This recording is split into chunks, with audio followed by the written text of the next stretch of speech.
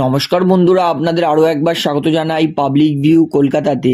বন্ধুরা, Mohun Bagan versus Hyderabad FC এই ম্যাচে দুই দলের playing 11 formation starting line up কী হবে এবং শক্তি দুর্বলতা অনুযায়ী এই ম্যাচটা কোন দল জিতবে, আজকের এই ভিডিওতে এই সমস্ত বিষয় বিস্তারিত আলোচনা করার আছে। তাই অনুরোধ করে রাখবো ভিডিওটা অবশ্যই শেষ পর্যন্ত দেখবেন এবং ভিডিওটি শুরু করার আগে একটা ছোট্ট অনুরোধ করে রাখবো, যেহেতু এইখানে আপনারা খেলার সমস্ত রকম আপডেটস পেয়ে যাবেন, তাই অবশ্যই পাবলিক ভিউ কলকাতা চ্যানেলটিকে সাবস্ক্রাইব করে বেল আইকন প্রেস করে অল করে রাখবেন। তাহলে বন্ধুরা, Mohun Bagan super giant versus Hyderabad FC এই ম্যাচটা খেলা হবে 14ই জানুয়ারি অর্থাৎ রবিবার দিন দুপুর 2টো থেকে, এবং এই ম্যাচটা আমরা মোবাইলেই দেখতে পারবো শুধুমাত্র জিও সিনেমা অ্যাপ্লিকেশানে। টিভিতে কিন্তু এই ম্যাচটা লাইভ দেখাবে না। হায়দ্রাবাদ আর মোহনবাগানের হেড টু হেড কী বলবো, বর্তমানে হায়দ্রাবাদ কিন্তু একদম খারাপ ফুটবল খেলছে। হায়দ্রাবাদ জিততেই পারেনি এই সিজনেও।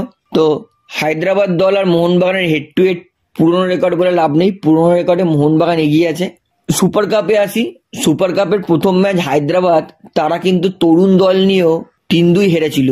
তবে তরুণ দল নিয়ে যা পারফরমেন্স করেছিল হায়দ্রাবাদ, একসময় মনে হয়েছিল যে ইস্টবেঙ্গল দল মনে হচ্ছে ম্যাচটা জিততে পারবে না, ম্যাচটা ড্র হবে। কিন্তু যাই হোক, সোল ক্রিস্পোর লাস্ট গোলটাই কিন্তু 3-2 জিতে গেছিল ইস্টবেঙ্গল।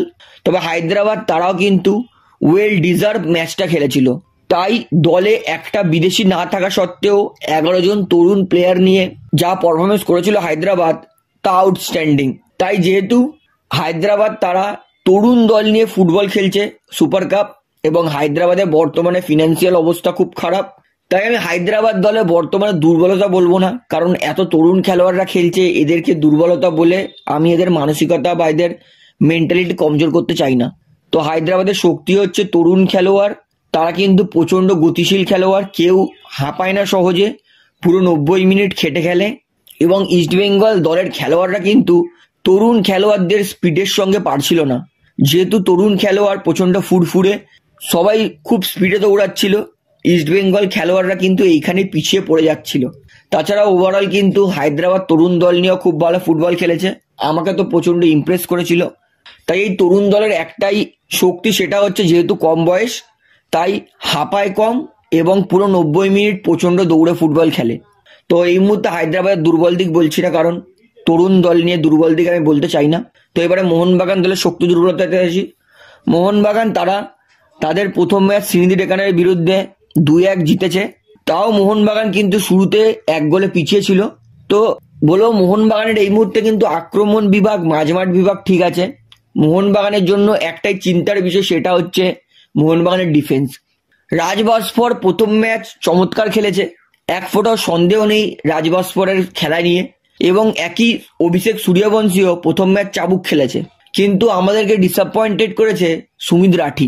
তো মোহনবাগানের ডিফেন্সটা একটুখানি দুর্বল এবং চিন্তার বিষয় থাকবে, কারণ অভিষেক সূর্যবংশী তিনি রেড কার্ড খেয়ে গেছেন, এবং যেহেতু সুমিত রাঠি এখন অবধি সেই ভালো পারফর্ম করতে পারছে না, তাই মোহনবাগানের ডিফেন্স আর ডিফেন্সিভ মিডফিল্ডে একটু চিন্তার বিষয় থাকবে। তাছাড়া মোহনবাগানের আর কোনো দুর্বল দিক নেই, মোহনবাগানের আক্রমণ ভালো, মাঝমাঠ ভালো, এবং মোহনবাগান খেলোয়াড়রা কিন্তু আবার নিজেদের পুরনো শেপে ফিরবে, কারণ এর আগের ম্যাচ জিতেছে, কনফিডেন্স থাকবে। এবং তার থেকেও বড় কথা, মোহনবাগানের দুটো স্ট্রাইকার যারা একদমই খেলতে পারছিল না, তারা একটা একটা করে গোল পেয়েছে। যাই ট্যাপিন গোলই হোক, কিন্তু গোল পেয়েছে, এইটা ওদের কনফিডেন্স বুস্ট করবে। তো মোহনবাগান দলের যেই দুটো উইং লিঙ্ক ছিল আপফ্রন্টে, দুটো স্ট্রাইকার অত ভালো খেলতে পারছিল না, তারা যেহেতু গোল পেয়েছে তাই কনফিডেন্সটা বাড়বে। তার পাশাপাশি মোহনবাগানের মাঝমাঠ তো চমৎকারই, এতে এক ফোঁটাও সন্দেহ নেই। আর মোহনবাগানের জন্য কিয়ান কিন্তু বাঁদিকে সেরকম পারছে না, কিয়ান ডান দিকের প্লেয়ার, বাঁদিকে কিয়ান অত ভালো নয়। তো কিয়ান দেখা যাক বাঁদিক থেকে আস্তে আস্তে কতটা ইমপ্রুভ করে। তবে আশিসকে কিন্তু আরও বেটার খেলতে হবে, কারণ রাইট উইং ব্যাকে আশিস রায়ও কিন্তু সেরকম সাবলীল হচ্ছে না। তো আশিস রায়কে আরও বেটার খেলতে হবে।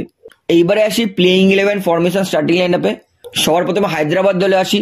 তো হায়দ্রাবাদ এফসি তাদের হেড কোচ ট্যাংবয় সিংটো হায়দ্রাবাদকে আরও একবার 4-2-3-1 ফরমেশনেই খেলাবে, যেইখানে একমাত্র এক্সপিরিয়েন্স প্লেয়ার বলতে সেটা লক্ষ্মীকান্ত কাট্টিমানি। তাও কাট্টিমানি কিন্তু যদি ইস্টবেঙ্গলের বিরুদ্ধে ভালো গোলকিপিং করতো, তাহলে কিন্তু হায়দ্রাবাদ ম্যাচে ড্র করলেও করতে পারতো। তাই একটা সিনিয়র প্লেয়ার ছিল কাট্টিমানি, সেও কিন্তু খুব খারাপ পারফরমেন্স করেছে। তো আশা করবো কাট্টিমানি মোহনবাগানের বিরুদ্ধে ভালো গোলকিপিং করবে। হায়দ্রাবাদের 4 ডিফেন্স 4টেই তরুণ প্লেয়ার। রাইট ব্যাকে থাকবে মোহাম্মদ রাফি, লেফট ব্যাকে থাকবে মানোজ মোহাম্মদ এবং 2টো সেন্টার ব্যাক সেটা থাকবে অ্যালেক্স সাজি আর নিম দর্জি।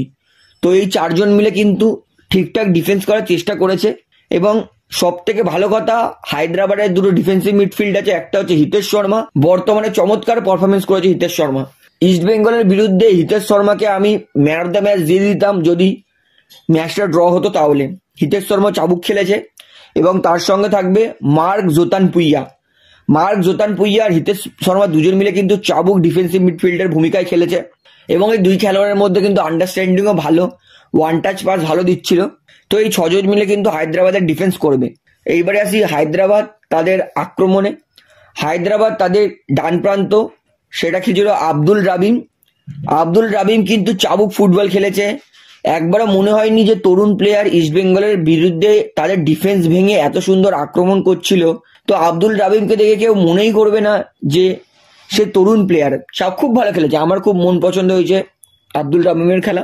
হায়দ্রাবাদ তাদের লেফট মিডে খেলবে রামলালু চুঙ্গা, ইনিও কিন্তু খারাপ খেলেনি।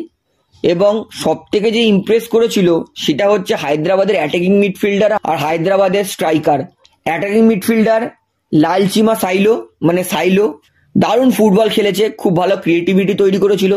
এবং তার সঙ্গে মাকান ছোটে, তো সাইলো আর ছোটে মিলে দুর্দান্ত আন্ডারস্ট্যান্ডিংয়ে ফুটবল খেলেছে।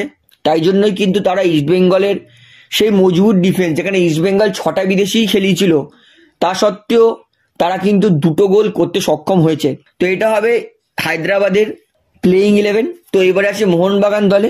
তো মোহনবাগান দল তারা আরও একবার 3-5-2 ফরমেশনেই খেলবে, যেখানে গোলকিপারে থাকবে শেখকে দেখে মনে হচ্ছে পুরোপুরি তৈরি আইএসএল খেলার জন্য। খুব ভালো গোলকিপিং করেছে প্রথম ম্যাচে, দেখে মনেই হয়নি যে তার প্রথম ইন্টারন্যাশনাল ম্যাচ এই সিজনে স্টার্টিং করছে তিনি। তো খুব ভালো খেলেছে। 3-এর ডিফেন্স সেটা হবে রাজ বসফর, প্রথম ম্যাচ খুব ভালো খেলেছে, সবার মন জয় করেছে। মাঝখানে থাকবে হেক্টর ইউস্তে এবং সাইডে থাকবে সুমিত রাঠি। তো সুমিত রাঠির থেকে কিন্তু আরেকটু বেটার আশা করব, কারণ যেখানে সমস্ত তরুণ প্লেয়াররা ভালো খেলছে, নিজের সেরাটা দিচ্ছে, সেখানে সুমিত রাঠি কিন্তু এখনো মিস ট্যাকেল করছে। এবং 2টো ম্যাচে কিন্তু সুমিত রাঠিকে স্টার্ট দিয়েছে, সেই 2টো ম্যাচে সুমিত রাঠি পেনাল্টি দিয়ে বসেছে। তাই সুমিত রাঠি তাকে একটু কেয়ারফুল ডিফেন্স করতে হবে, কারণ তিনি অনেকদিন ধরেই খেলছেন, অনেকদিন ধরেই এটিকে মোহনবাগান আর মোহনবাগান সুপার জায়ান্টের সঙ্গে যুক্ত আছেন। তাই সুমিত রাঠির থেকে আর একটু বেটার পারফরমেন্স আশা করব। এবং ব্র্যান্ডন হ্যামিল, আমি মনে করি তাকে আরও একবার রেস্ট দেবেন।